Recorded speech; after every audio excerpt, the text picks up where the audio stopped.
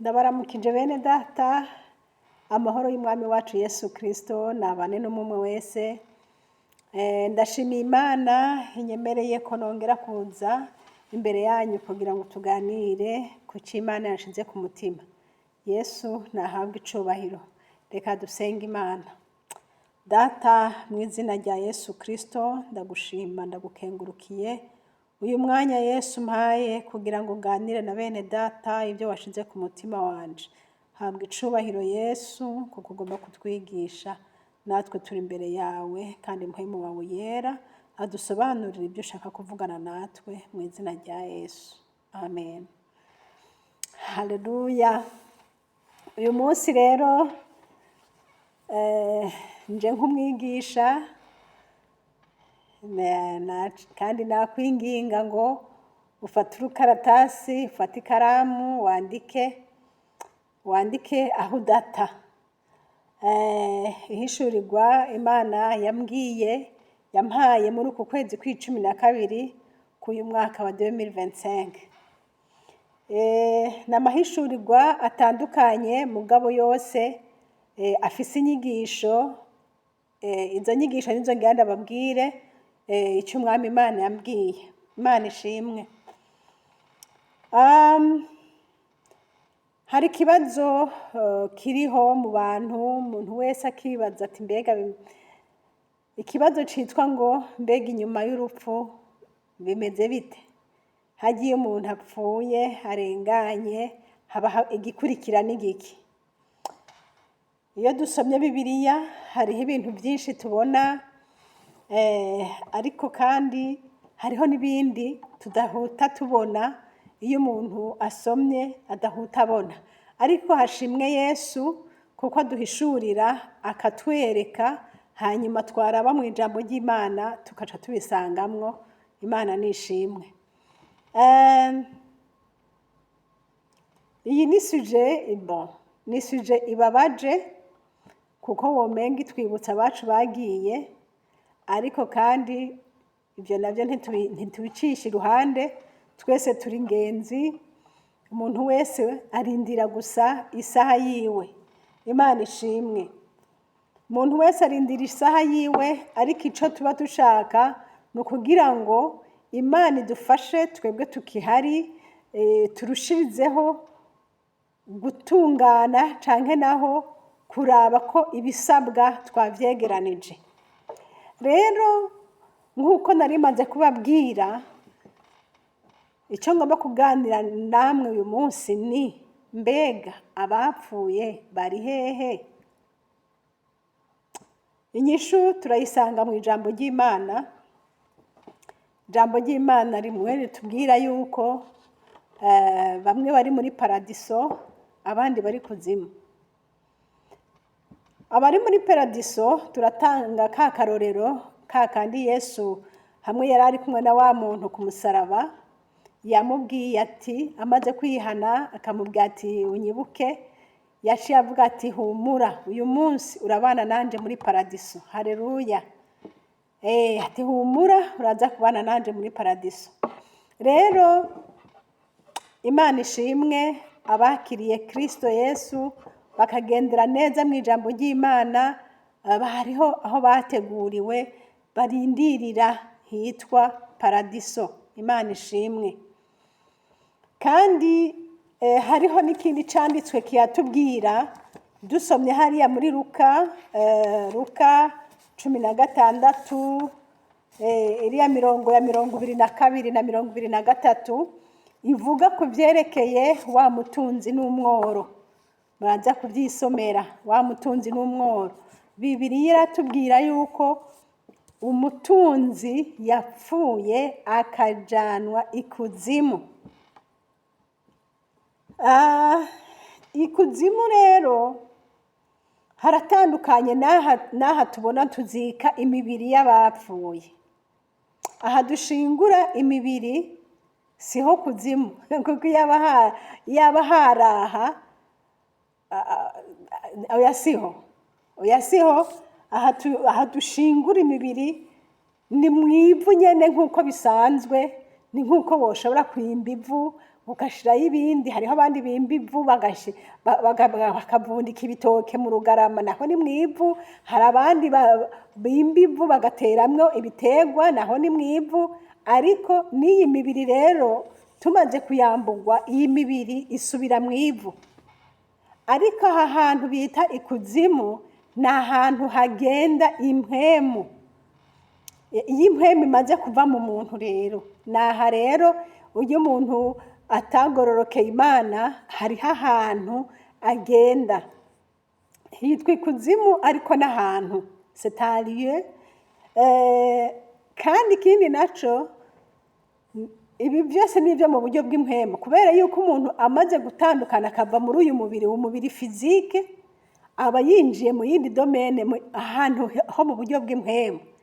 Nico gituma utoshobora kuhabona n'amaso y'umubiri, ahubwo iyo Imana ikugiriye ubuntu uhabona uri mu nzozi, utari mu mubiri, kuko umubiri aya maso yacu ntiyobibona. Imana ishimwe. Rero iyo umuntu rero amaze kuba atatunganiye Imana, agenda aho hantu. Ariko icyo twabonye ni uko ame yabo, urumva ko iba yatandukanye n'umubiri, iba ifise uwundi mubiri atari uyu mubiri wo ngaha.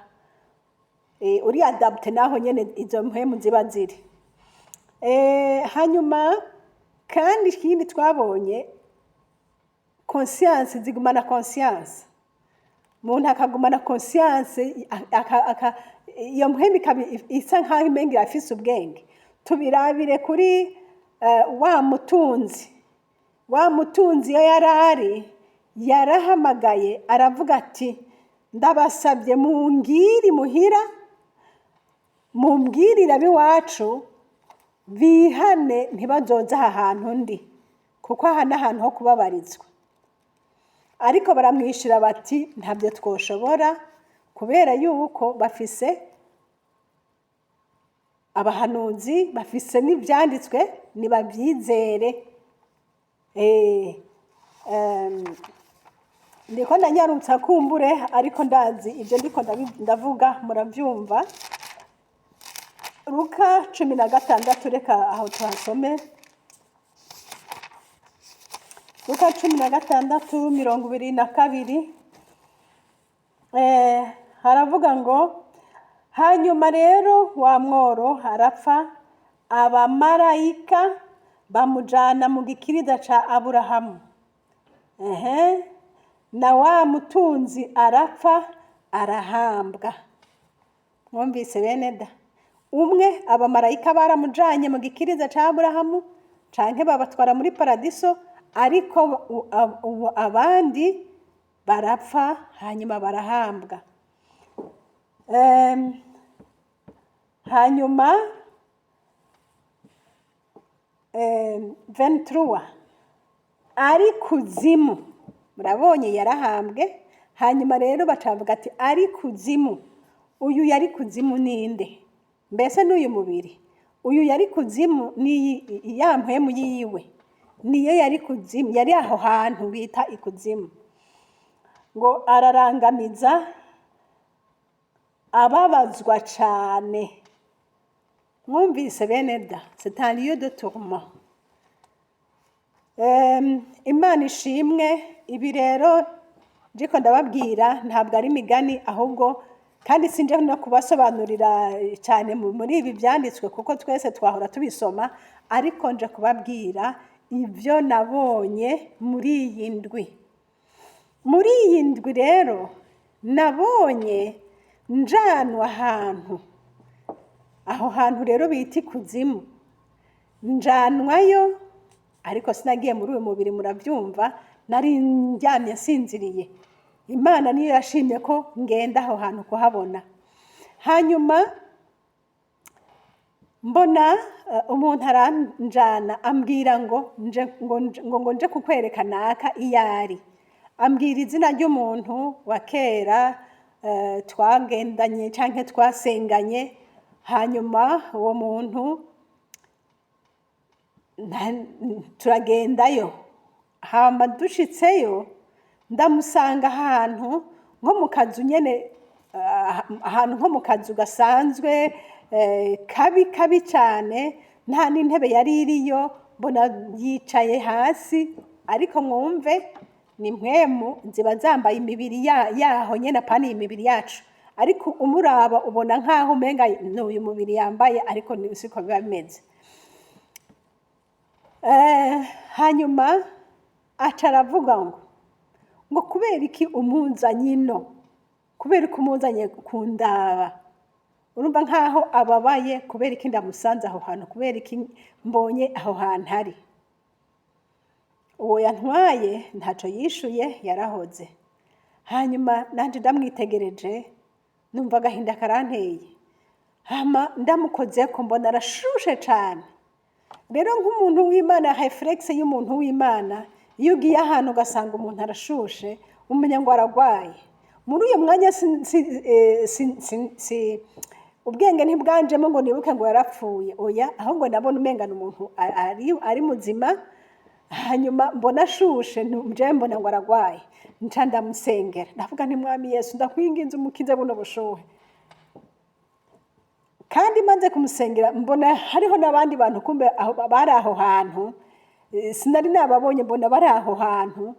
Hanyuma nca ndavuga nti n'aba bantu bose bari hano nabo nyene Mana yo mwijuru batabare, kuko bose nabona ko bari muri iyo eta imwe. Hama rero mvuye aho nca ndasohoka. Ariko ikindi kintu nabonye nuko hariho akantu nabonye akantu kameze nk'akamashine, jenda akavuga nk'akamashine wamenga kare, sinzi ukuntu numva no bisobanura, ariko niko kaza kararegra izo temperature. Uko kuntu hamwe umukoze ku kuguru ku ruhande rumwe hagashuha, kandi ahandi naho hakanye. Wamukora ku kuboko ukabona harashushe cyane, aha naho hakanye. Urumva ivyo bintu ni ibintu ni torture canke nukubabazwa guteye ubwoba. Nca nibuka wa murongo wa mutunzi mwe bari kumwe na Lazaro. Wa mutunzi yavuze ngo nzanira amazi unshirire ku rurimi, ngo kuko ngo ndiko ndaseserekerwa cyane. Urumva rero bafise ubushuhe canke ububabare bw'ubushuhe bwinshi, atako urumva ni umubabaro cyane. Bene data nshuti y'umusaraba, icyo ndiko ndabivugira ni iki? Ariko si jewe, n'Umwami Yesu Kristo yabimpishuriye. Kugira iki? Kugira ngo nawe uvyumve, wewe ukiriho ufise chance kugira ngo ntuzushikire aho hantu nawe.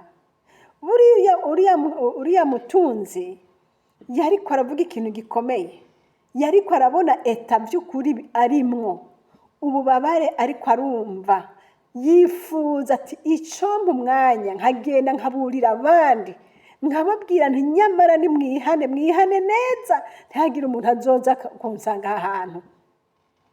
Yagize umutima w'urukundo, mugabo nta kundi, ariko ntibamwemereye.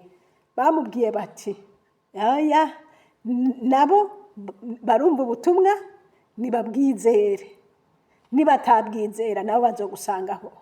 Nshuti mwene data uri kurankurikira, ibi bintu ntubikineko, iyi mburi ntuyikineko, kuko ni kubwawe Imana igomba kukurinda ngo ntuzuje aho hantu. Nagira ndakwibutse kandi yuko abo bantu bari aho bari abantu b'Abakristo, kuko nabona umenga bambaye amataburiya yera. Je ivyo nibyo byantangaje, nabona bambaye impuzu zera, mugabo nyene kubera bari naho hantu habi, ntabwo zari zera zitagata, ariko bari bambaye impuzu zera, ariko n'abakora kukamengana amagufa gusa. Urumva nyene nuko nyene Imana yari ishatse kunyisobanurira. Ariko irambwira ati aba bantu bari abantu babatijwe, bari abantu basenze muri korale, baririmbye muri korale, bari abantu basa nk'aho ari abantu b'Imana, ariko ntibashitse iyo baja. Kubera iki mwene data nshuti yanje? Kubera yuko abantu benshi biyumvira ngo Imana ntibona, ariko Imana irabona. Kandi ibintu byinshi bakora binyegeje. Umuntu akaririmba ari umusambanyi, umuntu agakora ibikorwa by'Imana akabikora ari umubeshi, akabikora ari umusuma. Nshuti mwene data, nagira nkubwire ngo reka gukina. Aho hantu harababaje, reka gukina. Ihane neza, utandukane n'icaha, uzoruhukire muri paradiso. Umunsi Yesu yakuruhuye, uzogenda uruhuke kweri kweri. Ariko aba bantu bumva baruhutse? Oya, ntibaruhutse. Kuko uburuhukiro buri muri Kristo Yesu. Rero nk'uko wa mutunzi yavuze ati kuko ndiko ndaseserekirwa cyane, niko aba bantu bameze. Mwene data, nshuti yanje, wewe ugifise amahirwe, hindukira Yesu, wihane, ureke kugenda mu nzira zibiri. Ubwo mvuga ko wakijijwe, ubwo uvuga ko uzi Imana, injira mu Mana neza. Imana iguhezagire. Hanyuma mvuye aho hantu naciye nsohoka. Imana yongera inyereka irindi yerekwa. Iryo yerekwa rindi abatubonye ba mbere nabamaze kuva mu mubiri ariko batatunganije neza, bashikiye aha hantu hitwa ikuzimu. Hanyuma abandi nabo bo tugira ngenda babwire Imana yanyeretse. Sindababwira bagiye muri paradiso, ntabo nabonye. Kumbura Imana niyashima kubimbwira, nayo izobinyereka kuko yoyo ikorera ku gihe. Uwundi mugwi nabonye n'umugwi w'abantu bariho bagendagenda ariko barapfuye. Ushobora kumbwira ati abariho bagendagenda kandi boba bagendagenda kandi barapfuye? Bariho, mubona, mukorana, musangira, mugendana kandi barapfuye. Bibiliya icivuga gupfa hanini bapfuye mu mwuka, canke bapfuye mu mpwemu, canke bapfuye mu bugingo. Bapfuye nukuvuga ngo banse kwakira Yesu Kristo, baranse. Kandi noneho si ukuvuga ngo baranse, hariho ibindi bakiriye. Buriya umuntu ntuze wibaze ngo yanse, ahubwo hariho ikindi aba yarakiriye imbere yo kwakira Yesu. Kandi rero ico yakiriye imbere yo kwakira Yesu, ico rero naco kiramutangira kugira ngo ntaveyo. Niho rero Imana mu kunsobanurira yasobanuriye inyereka umuntu w'inshuti yanje kandi ariho aragendagenda ariho. Ariko muri izo nzozi muri iryo yerekwa nabonye asa nkaho womenga ari mu bitaro. Kuko nabona bari mu vyumba kandi bari kumwe n'abandi. Hariho n'abandi bari kumwe, bamwe bajyamye hariya, uwundi ajyamye hariya, abandi bajyamye hariya, nk'abantu womenga baragwaye. Rero ariko ikintu bari bafise bose, bari bafise umucafu wabo iruhande yabo. Rero jewe ndabibonye numva ngize agahinda kubera iki uyu muntu yojyama ngaha kandi umucafu uri iruhande yiwe. Nca rero ngomba kugira ngo ndamufashe nkure ubwo bucafu. Rero kugira ngo nkure ubwo bucafu ngenda nkaho noba ngiye kurondera icyo ndabukoza, ngenda kurondera papier de toilette muri douche. Rero ngarutse nca aho kwinjira muri ca cumba mvuyemwo nca ndakizimira. Ndagomba munkurikira aha hantu nca ndakizimira kuko ndashaka gukora ikintu ciza kandi ico kintu sinari ndacemerewe kugikora. Kandi nabo ntibambwiye bati aha kirazira kugira ivyo bintu kubikora. Jewe rero ngenda nkaho womenga ngomba kubikora. Rero ngiye rero mfise iyo oya nabona kumenga ni papier de toilette nca ndazimira. Ndaharondera ndabura. Hanyuma nca mbaza abantu nimundangire. Jewe nari mvuye ahantu hari abantu bagwaye, none ndahazimiye. nimundangire. Baca bandangira nk'aho bombwira ahantu kure hagusaba kugenda cane. Ndavuga nto ndiko umenga haraha ngo saha. Ariko nagomba ndababwire, haca haza uwundi muntu arambwira ati ngwino ndakujane. Mbona arangiye imbere, aranjanye turagenda kandi yari yambaye impuzu zera. Turagenda mbona turahashitse. Mumbe ko ari iby'inzozi. Turagenda mbona turahashitse. Tuhashitse turinjira, mbona ndahabonye, mbona kwa kundi nyene abantu benshi bari mu vyumba bitandukanye, ariko muri ico kizu kimwe, ariko wamenga harimo udushambure tukuntu. Nkagenda ndaraba wa muntu wanje nkamubura, ndagenda ndaraba nkamubura.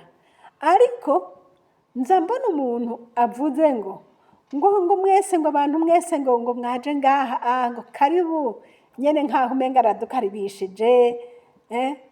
Hama ndavuga mbe urya muntu ninde?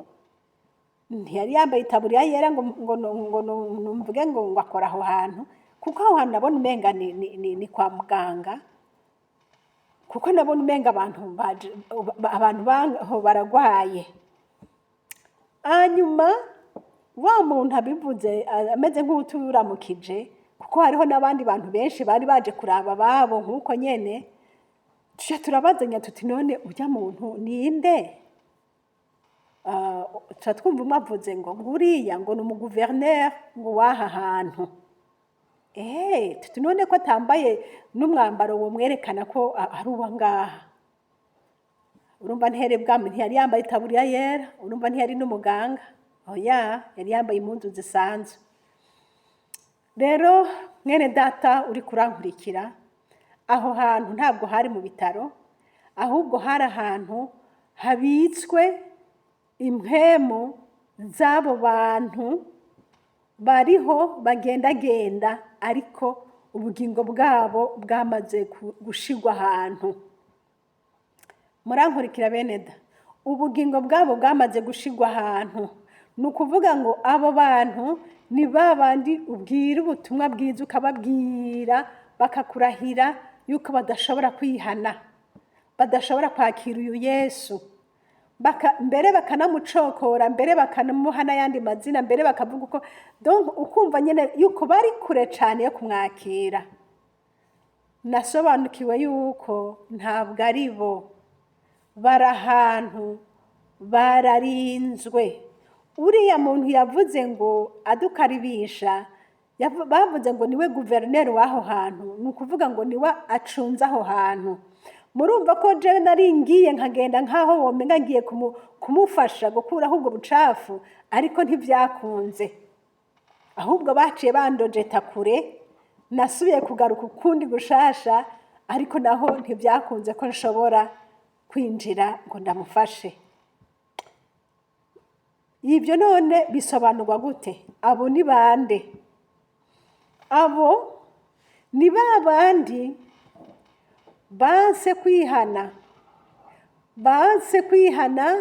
bakaribishije uyundi mwami atari Kristo Yesu, kandi uwo nawe niwe abaragiye. Nico gituma avuga ati ni umuguverineri w'aho hantu. Ni ukuvuga ngo iki? Ni ukuvuga yuko impwemu z'abo bantu ziri ahandi hantu, ziri protege, nta muntu ashobora gushikayo. Ariko nagira mvuge ntihariho umugabo yitwa Yesu, niwe yabapfiriye, niwe yababambiwe, arashobora kubakura aho hantu. Ibyo jewe ntoshobora, ibyo uwundi wese atoshobora, ariko hariho uwoshobora kubikora. Nico gituma mwene data uri kurankurikira, niwumva uri aho hantu, wumva yuko umenga ibya Yesu biri kure, wumva umenga naho babikubwira wewe nta nguvu na ntoyi, ntibishoboka, ntibikunda, ni ukuvuga ko waramaze gutanga ubugingo bwawe ubuha Satani. Ariko ntugire ubwoba, wumvise irijwi, hamagara Yesu, vuga uti Yesu ngwino untabare, Yesu ntabara. Ndakubwira Yesu n'umugabo arumva, muhamagare aze agutabare.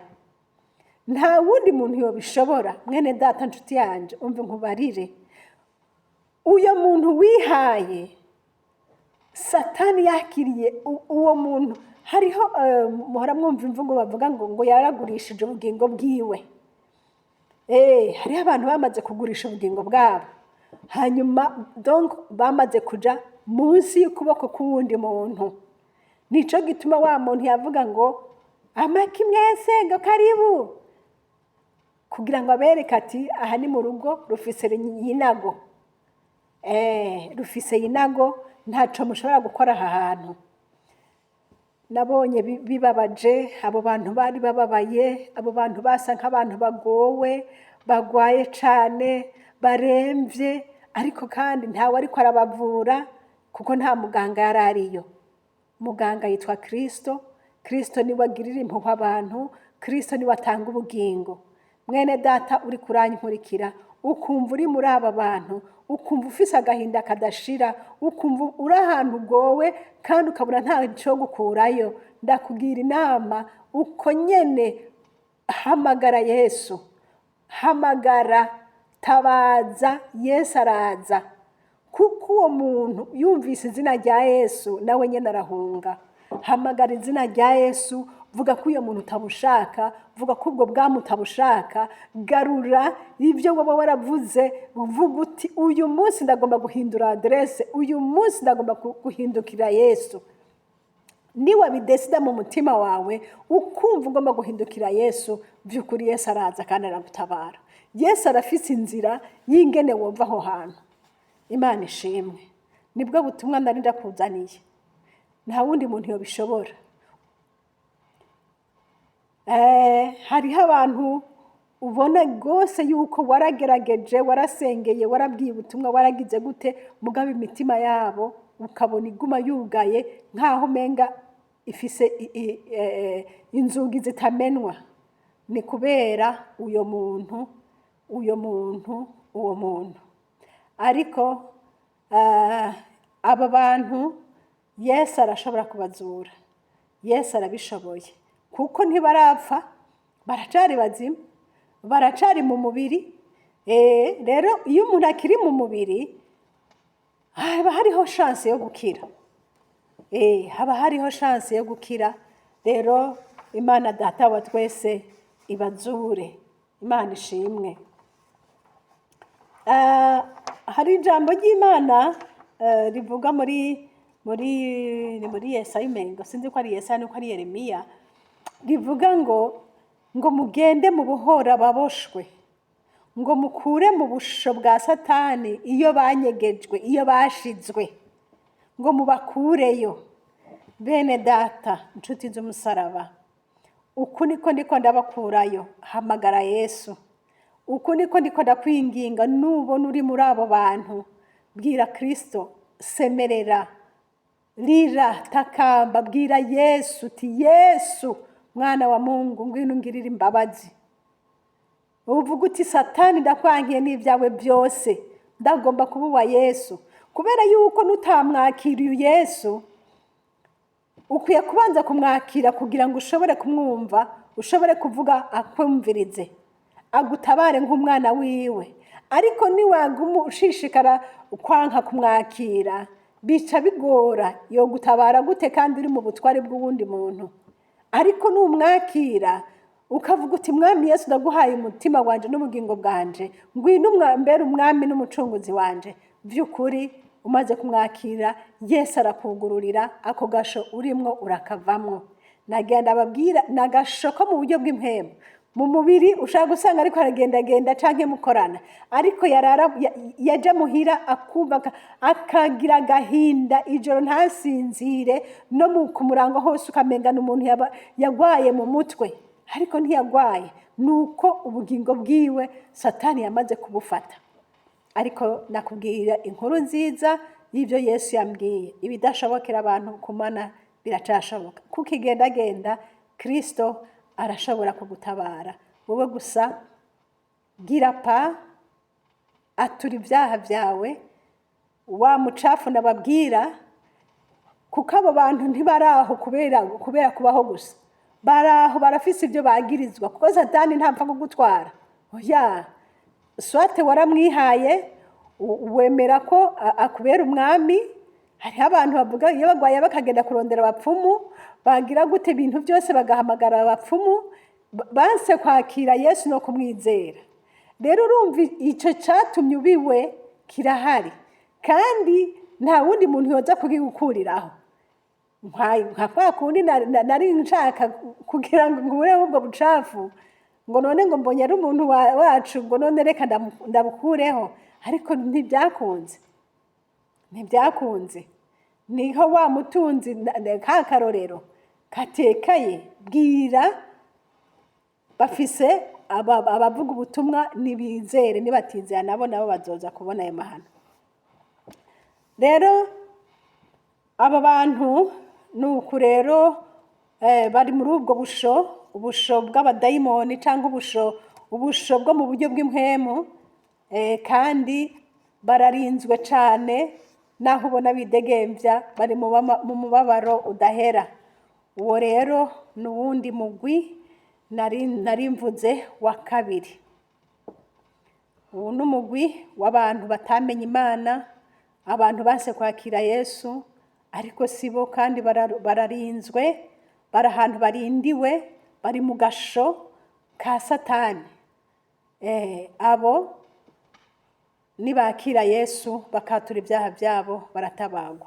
Uwundi mugwi wa gatatu ari wo wa nyuma ngira mvuge, n'umugwi nabonye w'abantu bari mu rusengero rw'Imana, abakristo bari mu rusengero.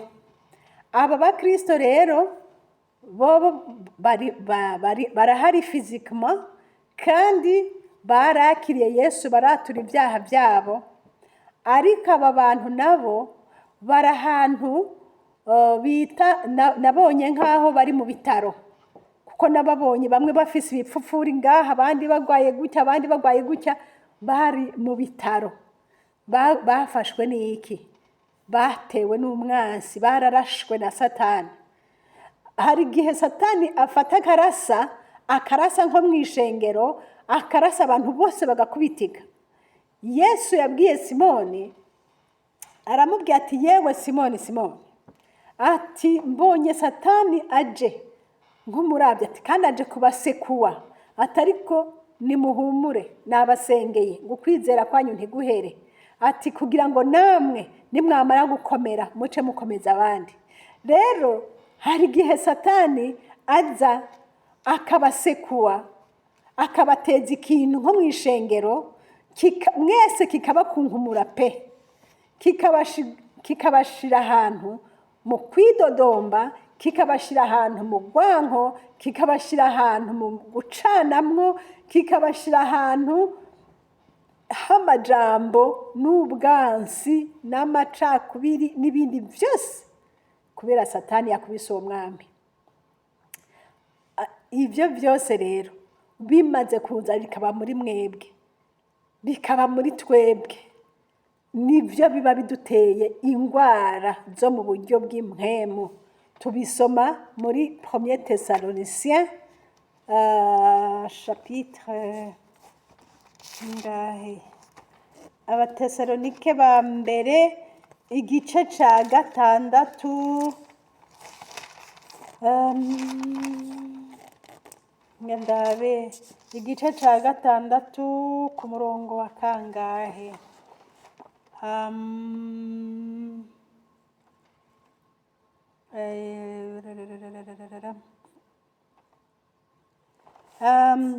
Amajambo avuga nge turabe igice ca Abatesalonike ba mbere igice ca kangahe, mbabarira uwo murongo ndawubuze, mugabo ni wa murongo uvuga ngo nihaza ngo umuntu ngo yigisha ngo ibidahwanye n'ukwizera, ngo uwo muntu ngo azoba yikakisha ngo kandi ataca amaze, ngo ari umuntu ngo agwaye ingwara y'amajambo, agwaye indwara yo kwishira hejuru, agwaye indwara y'ibihari.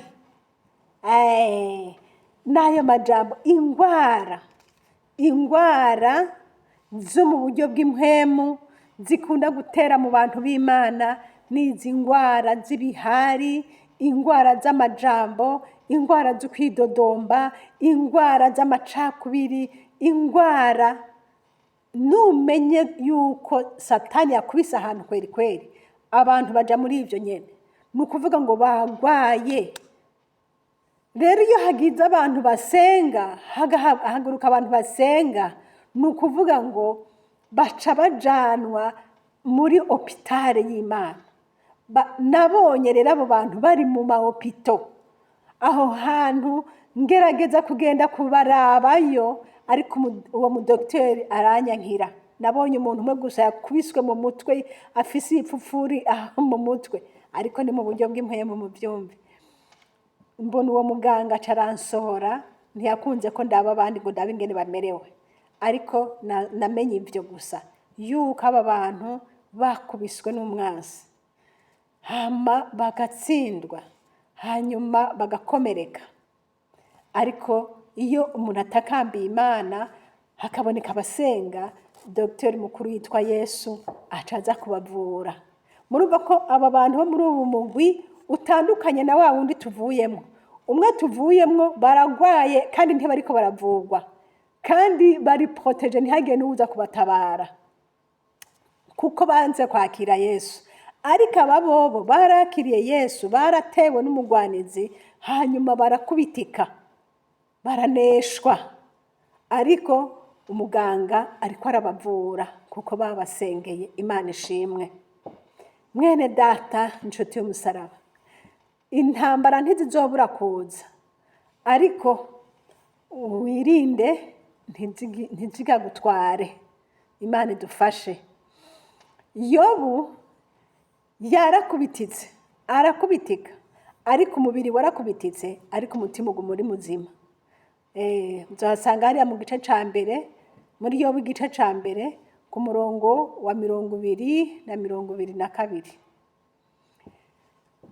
Murabe iyi si turimwo, tugenda turahura n'ibintu vyinshi, inkomezi z'umwijima nyinshi, ariko Yesu avuga ngo ntibizobura kuza, ariko twebwe tugumye ukwizera, tuzigame ubugingo, duteramire ubugingo. Ico cose kiza kigomba kugutwara ubugingo, mwene data, nshuti yanje, ube maso kugira ngo ntihagire ikintu Satani yoza kukwaka ubugingo. Yobu muri vyose ngo yabonetse atacaha yakoze imbere y'Imana. Imana ishimwe. Imana imushingira intahe yuko hari umugororotsi. Data nahabwa icubahiro. Rero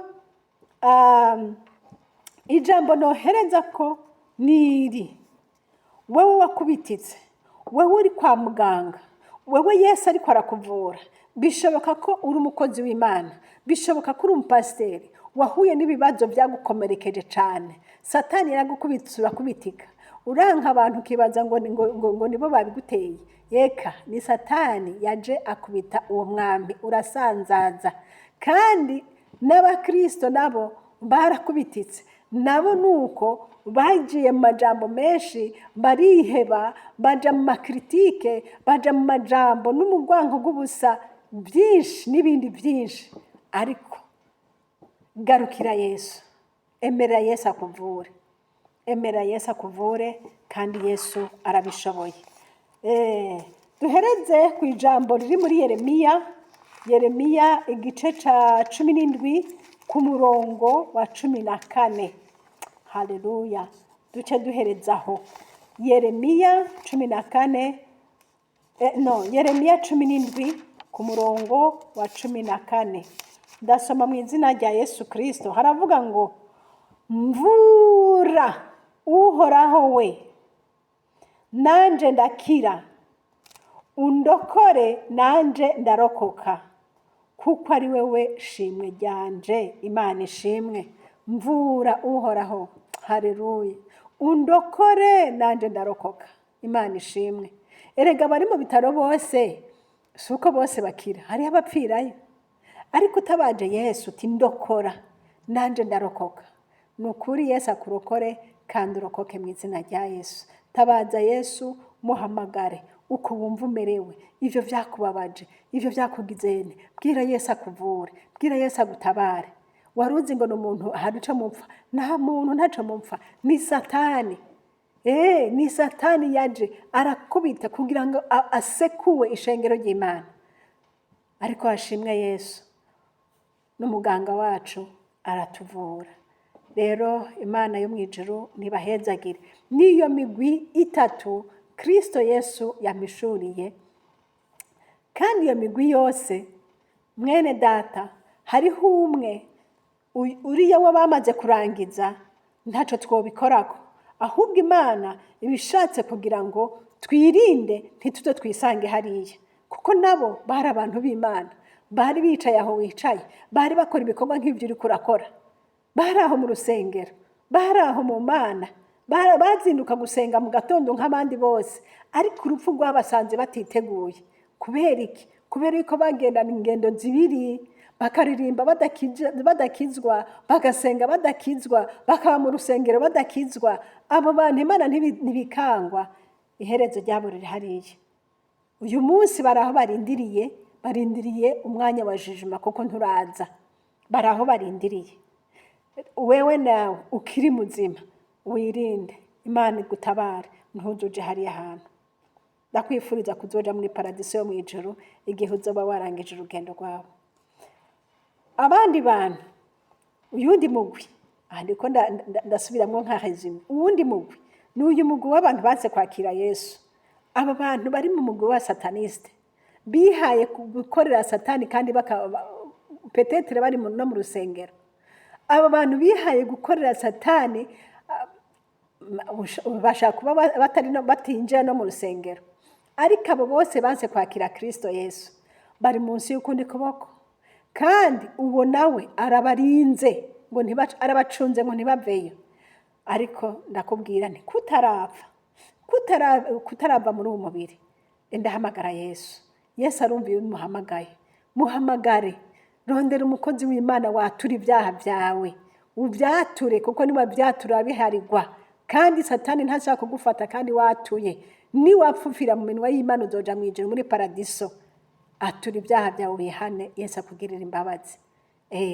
Nta wundi yo gutabara, nta nunda ahari. Iri jwi ryanje n'uryumva mwene data, ubwire Yesu kandi arabigukorera. Wihane, ndiko ndakubwira kwihana, sinkubwiye kusengerwa. Oya, gusengerwa abo ni nka babandi bavuga ngo bagiye gukura ya micafu. Ijya nta wundi ayikura ni wewe nyene, ukatura ibyaha byawe, ukatura, ukamenekera imbere y'Imana uti jewe iyi nzira ngomba kuyivamo nkurikire Yesu. Kandi Yesu arakumva. Yesu naguhezagire. Umugwi wundi navuze niyo migwi itatu nayihejeje. Umugwi w'abarangije, umugwi w'abari mu bitaro bariko baravugwa, bakomerekeye mu ngoro y'Imana, batewe umwami na Satani. N'uyu mugwi w'aba bantu bacunzwe n'uyu muguverineri avuga ati aba n'abandi nta kibakora ko sindabarekura. Iyo migwi yose mwayumvise, abayumvise Imana nibamugisha. Rero ikibazo, wewe raba, uri muri abahe? Mbega urashaka ko Yesu akugirira imbabazi? Mbega urumva ugomba kuti nukuri Yesu antabare? Urumva ushaka gusengera muri rya murongo wo muri Yeremiya 17:14 ngo mvura uhoraho nandi navugwa, ndakira, ndokora nandi narokoka? Yesu aguhezagire. Data mu izina rya Yesu, haleluya, ndagushimira kubwiyerekwa, ndagushimira kubwirihishurirwa, ndagushimira kuri ibi byose mwami Yesu Kristo uvuganye n'abantu bawe. Habwa icubahiro kuri mwene data wese abyumvise, kandi habwa icubahiro kuri uwo wese agiye gufata ingingo agatabagwa. Urakoze Yesu ko atacuvugira ubusa, byose ubufise icyo ugomba kurokora abantu bawe.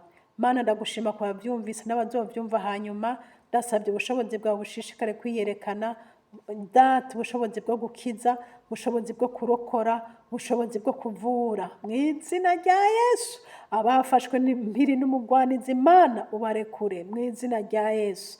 Data wa twese wo mwijuru, Mana bamwe bagendera mu rusengero bongera bagendera mu nzira zitarizo, Mana ubehe gufata inzira nziza. Yesu ndagushima kuvyumvise kandi kubikora, icubahiro n'inganji bibe rwawe mu izina rya Yesu Kristo, amen. Mwari kumwe na Françoise Habonayo. Nomero za telefone ni za zini ni +46 768 0065 46. Kandi iyi shene turiko ni shene Habonayo. Uhoraho Imana aduhana umugisha namwe, amen.